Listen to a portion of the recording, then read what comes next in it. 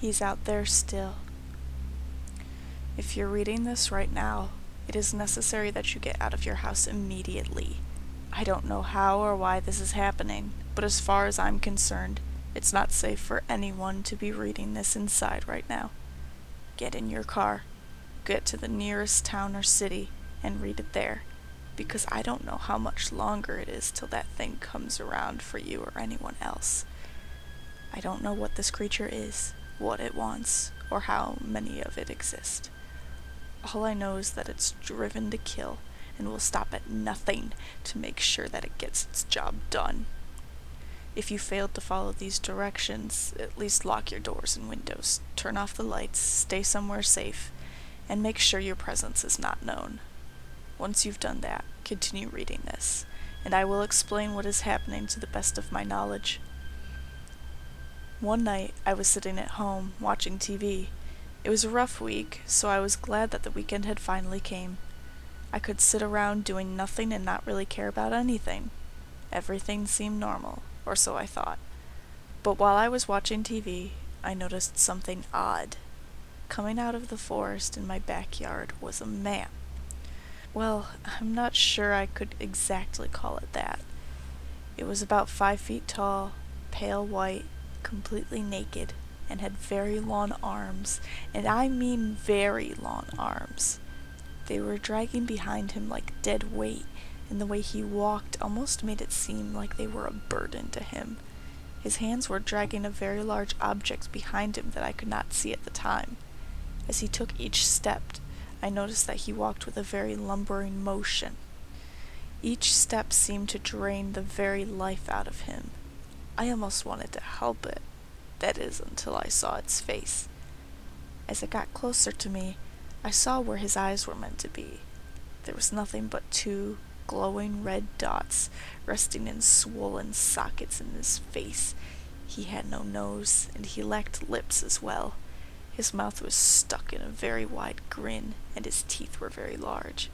That is to say, if they were teeth. They looked more like nails, protruding from his bleeding gums. It had long, jet-black hair that almost touched his waist. The thing paid no attention to me, dragging whatever he was carrying behind it like it was his eternal duty.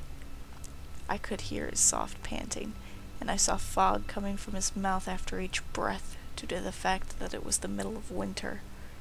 As he began to get closer to the house, I became more and more terrified.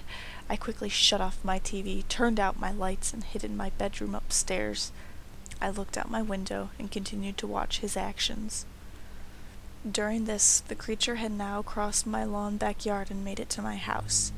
At this point, I was finally able to see the horrific object it was carrying. In his arms, he was dragging the body of a young man behind him. I couldn't tell what the person looked like. He was too mutilated and torn up for me to be able to distinguish anything human about him. The creature had picked up his body, and then hung it against the wall with a meat hook, which was already pierced through the man's blood-drenched head. I nearly vomited at the sight of this. The creature walked backwards, stretching out its arms and letting out a subtle yawn. It was as if it had finally completed a very hard task. It walked up onto my back porch, its pace quickening after it had hung up the body. I waited in silence and terror, the only noise coming from my very quickly beating heart pounding against my ribcage.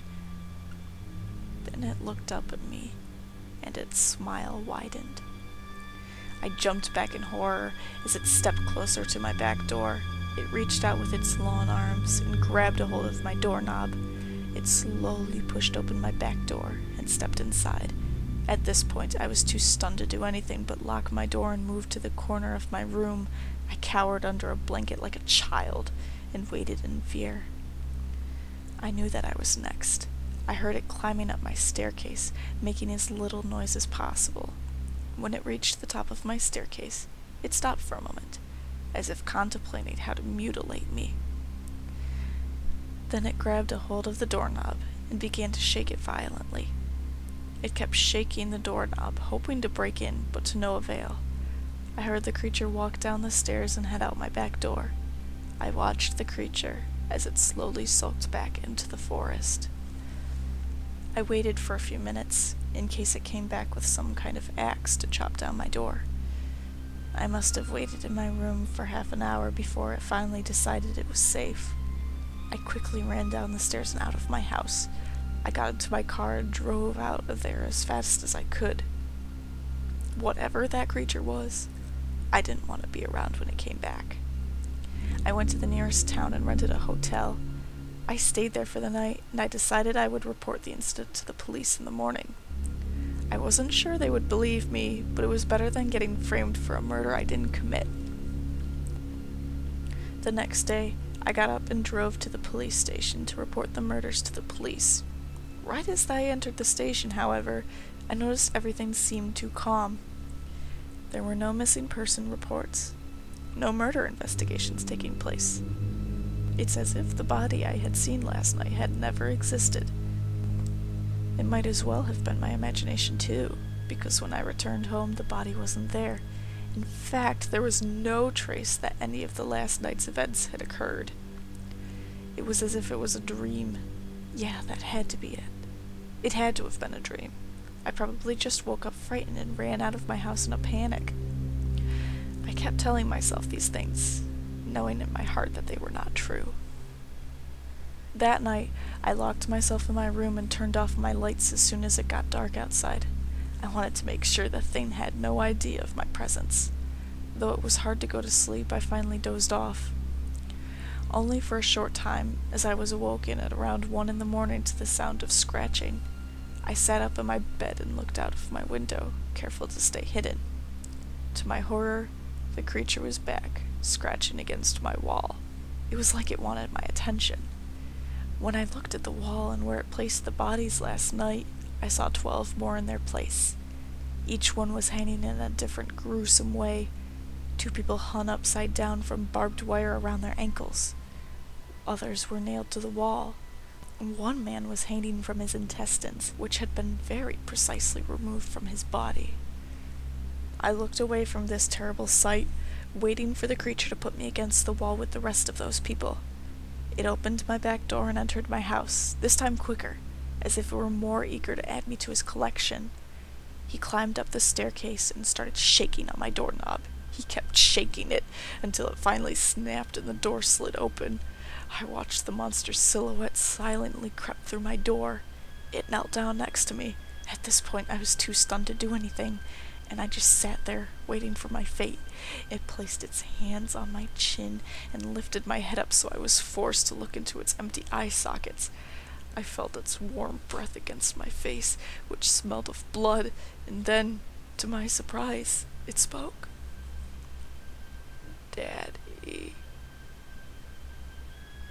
Daddy." It spoke in a slow, raspy voice. I couldn't believe what I was hearing. This creature calling me his father, speaking almost like a child saying his first words. I had never had a son, and I wouldn't know if I had a son if it looked like this. It almost looked sad when it spoke.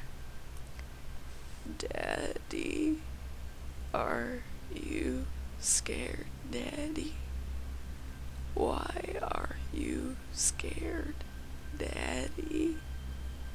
I kept looking up at the creature in horror. What the heck was going on? Did this thing really think I was his father? I sat in awe and shock at this horrible thing. "Daddy, look outside." It took long breaths between each word, as if talking was a struggle. "I made a gift for you. Do you like it?" I forced myself to look out the window at the horrific artwork the beast laid out for me to see. The thing looked at me for a moment as I contemplated an answer. In a shaky voice I said, "Yes, Daddy does like your gift." Its smile grew with excitement. It put my head down, and I watched it slowly leave the room. I sighed with relief and moved away from the doorway. Just as I did, however, the creature turned around and looked at me. It said something that still, to this moment, causes me to fear for my life and everyone else's lives. Its final words to me are the reason I am getting this message out to everyone. As it left, it said, I'm not done, Daddy. Stay here. I'm going to get more people. He hasn't returned yet.